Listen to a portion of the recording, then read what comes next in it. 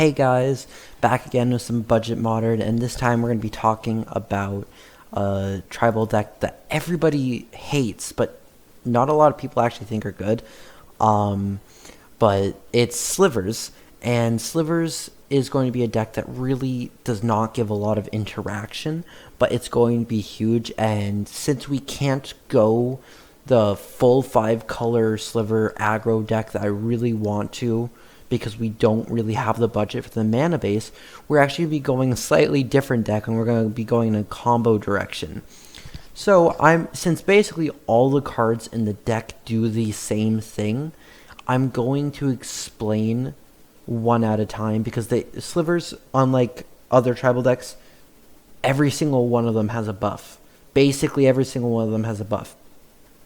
So Striking Sliver is going to be Sliver creatures you control have first strike, and it's a 1/1 for 1. And it's just straightforward. Your Slivers are going to have first strike. This is just going to be another 1/1 Sliver. We just needed more Slivers that were low on mana but still budget. So we play this. We have two Blade back Slivers, which have Hellbent, which is not going to be hard to do in this deck. As long as you have no cards in hand, Slivers you control have tap this creature deals 1 damage to target creature, player, or planeswalker. So when your deck does go slower and like possibly into a control deck, or maybe against another creature deck, you're hopefully going to be able to just cruise right past them. But sometimes you really do just need a way to get damage in without attacking. And so that's what this one's for. Cloud Shredder Sliver is going to be, in this version of the deck, probably the second best card in the deck. It's going to be for your main strategy of being an aggressive creature deck, the most important card.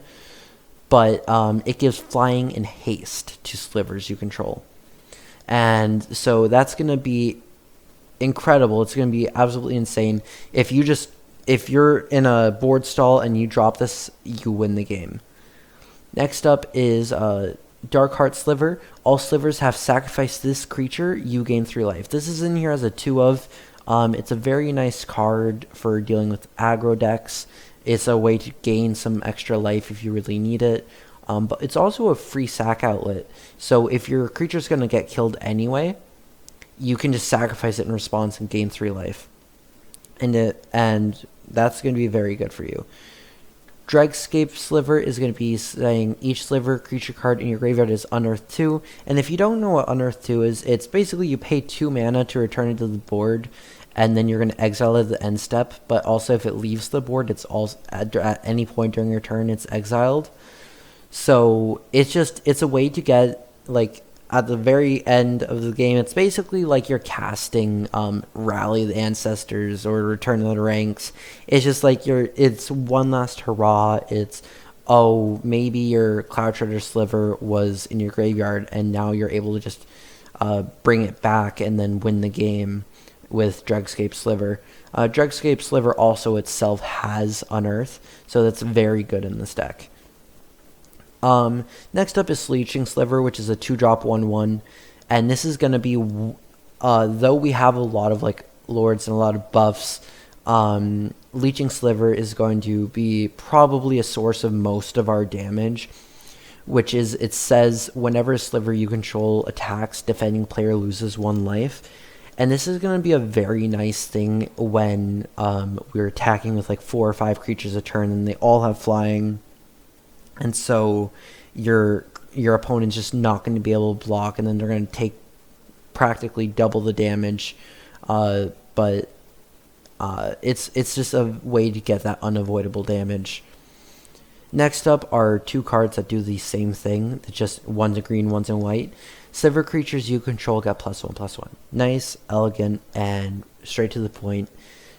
Predatory Sliver is going to be our more reliable one, because actually no, I think we have more white mana. Yeah, Predatory Sliver is probably the more well-known one, probably the one that more people have. Sinew Sliver is probably going to be the more consistent one because we have more white mana. But I'm gonna tell you guys right now, looking at this mana base, it's a 5-color deck, and I put so much effort into trying to figure out exactly what lands I needed, what ratios I needed, and this mana right here is the best way to play this deck on a budget. There's not really any other way you can play this deck without dropping your entire wallet, and this is going to be the best way you can play this deck with this mana. But white mana is going to be available to you more often. You do have 10 cards that give you any color mana though.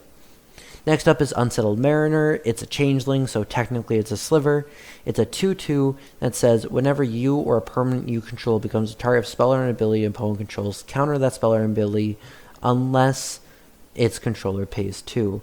Now this card right here is one just amazing against Storm, because each of those grave shots, they have to pay an extra mana.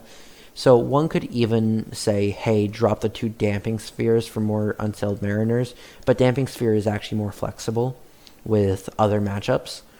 But Unsettled Mariner is just going to give your creature... A lot of people just forget about the 1, or they don't care about the 1. But the 1 actually comes in handy a lot more often than one might think. The next card we have here is Spiteful Sliver, which is our secondary win condition of the deck. Slivers you control say whenever this creature is dealt damage, it deals that much damage to our player or planeswalker. So let's say our opponent attacks us with an Uro and we block with one of our Slivers, they deal 6 damage to us. Though they gained 3 life from Uro, they're taking 6. And so this is a 4 of, and it's in there. This amazing against Death Shadow. It's just amazing. Their fatal pushes quite often won't be able to deal with it. And they have to reach Revolt in order to do that. And by the time you have this out, they probably won't have Revolt available. But Spiteful Sliver is going to be an amazing way to just put extra pressure, like, hey, do they really want to block your Slivers, because they might just deal more damage to them, and then if they were just take it, so it gives your opponent a lot of hard decisions to make. And then there's the 2 of Blasphemous Act, which combos extremely well with Spiteful Sliver, where it says costs 1 less for each creature on the battlefield. That's both sides of the battlefield, by the way. And it says deals 13 damage to each creature. So if you have just Spiteful Sliver out on the battlefield, this would deal 13 damage to your opponent.